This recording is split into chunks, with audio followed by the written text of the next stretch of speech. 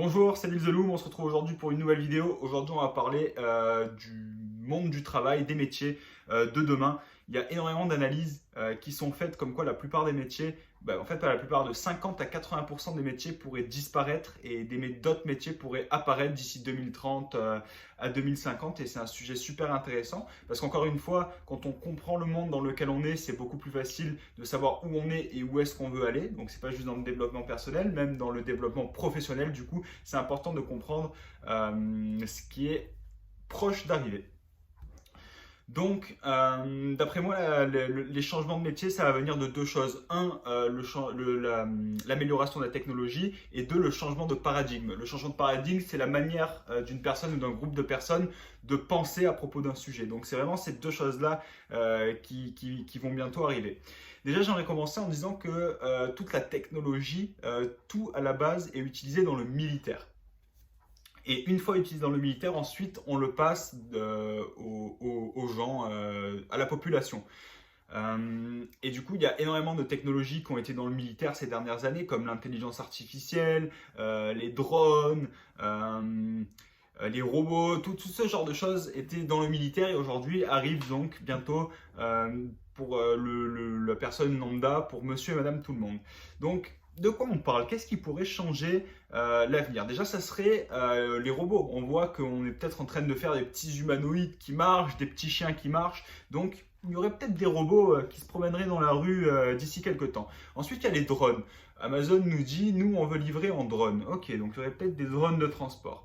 Ensuite, il y a les voitures. On se rend compte, Tesla, par exemple, aujourd'hui, les voitures conduisent toutes seules. Ça veut dire même pas tu touches le volant et elles sont supposées conduire toutes seules. Ensuite, il y a la blockchain. La blockchain, donc on se rend compte, j'ai déjà fait une autre vidéo sur la blockchain, mais on se rend compte que c'est un outil beaucoup plus fiable que pas mal d'intermédiaires aujourd'hui. Ensuite, il y a l'écologie. L'écologie, alors oui, la Terre, on est en train de la détruire et on est au courant, donc peut-être qu'il y a des choses qu'on ne pourra pas faire demain qu'on est en train de faire aujourd'hui. L'intelligence artificielle, ça avance à grands pas et je sais qu'il y en a qui s'intéressent beaucoup à l'intelligence artificielle. Qu'est-ce que ça pourrait faire dans le monde de demain, l'intelligence artificielle? Même aujourd'hui, on voit qu'il y a des imprimantes 3D aussi. Je crois en Chine, il y a une imprimante qui a 3D qui a imprimé un immeuble de 23 étages, un vrai immeuble de 23 étages en moins de 24 heures. Il faudrait que je vérifie les sources, tout ça, mais en tout cas, même des technologies comme ça sont en train d'arriver. Donc déjà, ça va bouleverser plusieurs industries. Moi, personnellement, les industries que je vois, et bon, j'en vois pas, je les vois pas tous et je suis pas devin, mais c'est déjà l'industrie du transport. Aujourd'hui, on paye des gens pour conduire des gros camions, alors que demain, peut-être que le camion pourrait conduire tout seul si on est capable de faire d'une manière assez sécurisée. On pourrait parler de l'administratif. L'intelligence artificielle aujourd'hui est capable de réfléchir tellement beaucoup plus vite qu'un humain qu'on pourrait remplacer des comptables ou des choses comme ça. Il y a le médical aussi, on est en train d'avoir de plus en plus de technologies qui nous aident à découvrir des nouvelles maladies ou des nouvelles choses, donc le médical pourrait changer aussi. Parlons du salariat.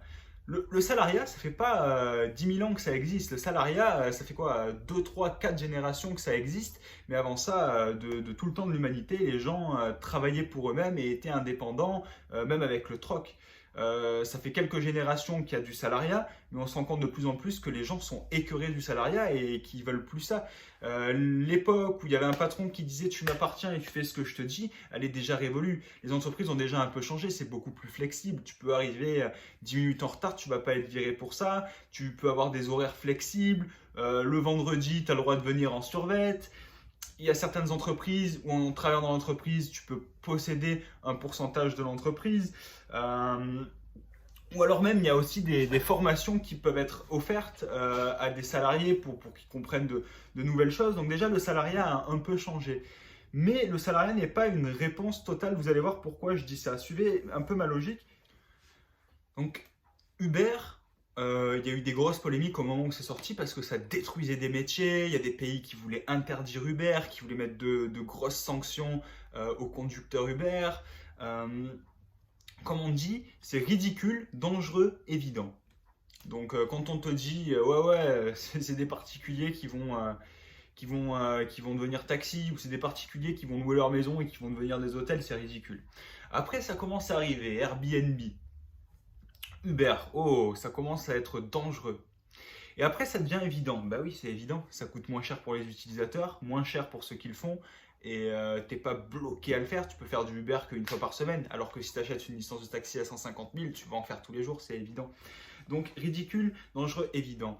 Quelque chose de ridicule il y a quelques années, quand j'en disais à ma grand-mère, ça pourrait être des robots qui fassent les hamburgers chez McDo. Hop, ça chauffe, ça rajoute le fromage. Hop, c'est parti. C'était ridicule. Là, c'est dangereux. On va perdre notre emploi parce que c'est des robots qui vont faire nos hamburgers. Et en plus, c'est dégueulasse. Ils vont le faire, c'est dégueulasse. Vaut mieux que ce soit des humains qui le font. Et ça peut paraître évident plus tard parce qu'on se dit, au moins, il y aura la quantité de ketchup exacte. Parce que si on met trop de ketchup dans un hamburger, ça devient vraiment âpre et ça peut devenir moins bon. Les restaurants chinois, combien il y a de gens qui ont vu comment ça se passe derrière, pas tous les restaurants chinois, hein, mais il y a eu des problèmes, c'est pour ça que je dis ça. C'est dégueulasse, il y a du poisson qui traîne partout, tout ça, donc dangereux, ridicule, évident. Mais ce que je veux dire, c'est que faut pas rendre fou. Oui, ça peut être bizarre de se dire c'est un robot qui va faire à manger, et moi ce que je pense qui pourrait nous sauver là-dedans, de ne pas rentrer dans quelque chose de trop ridicule, on va dire, c'est de monter notre conscience. Donc oui, il y a des robots, il y a des intelligences artificielles, tout ce genre de choses qui vont changer des métiers, mais il ne faut pas dire non, c'est pas bien, c'est l'enfer.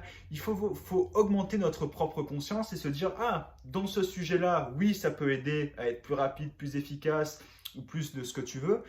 Et il y a d'autres utilités qui pourraient être vraiment ridicules et qu'il ne faudrait pas du tout aller là-dedans, comme je pense au transhumanisme par exemple. Ça dépend à quelle échelle, encore une fois.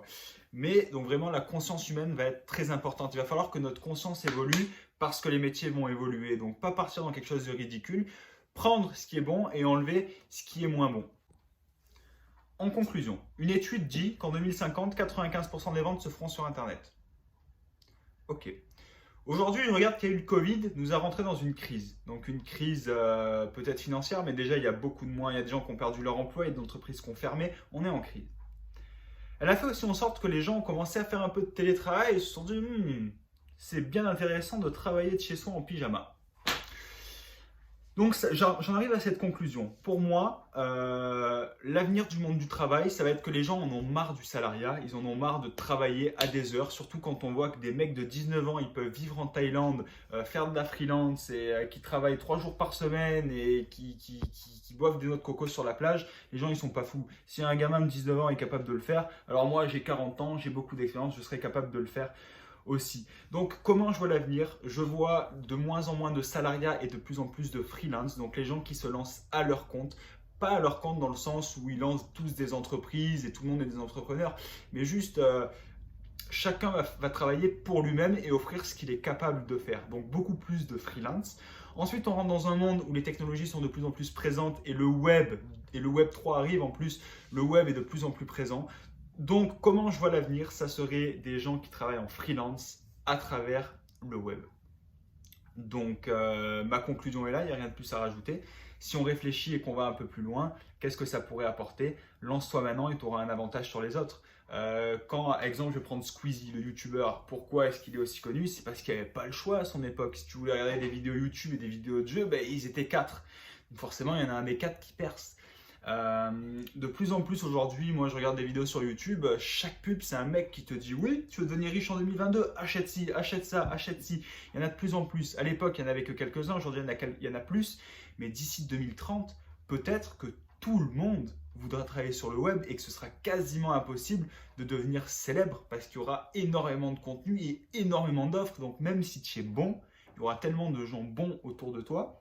Je parle pas du truc que tu mets dans ton sandwich, des gens forts, que ça sera difficile de se démarquer. Donc, mon conseil déjà, c'est de commencer tout de suite à devenir freelance, ou freelance, je dis pas genre codeur ou un truc comme ça. Travaille pour toi-même, fais des offres que tu offres toi-même et offre-les sur le web. Parce que pour moi, c'est l'avenir d'ici 2030 à 2050 et les premiers seront les plus récompensés.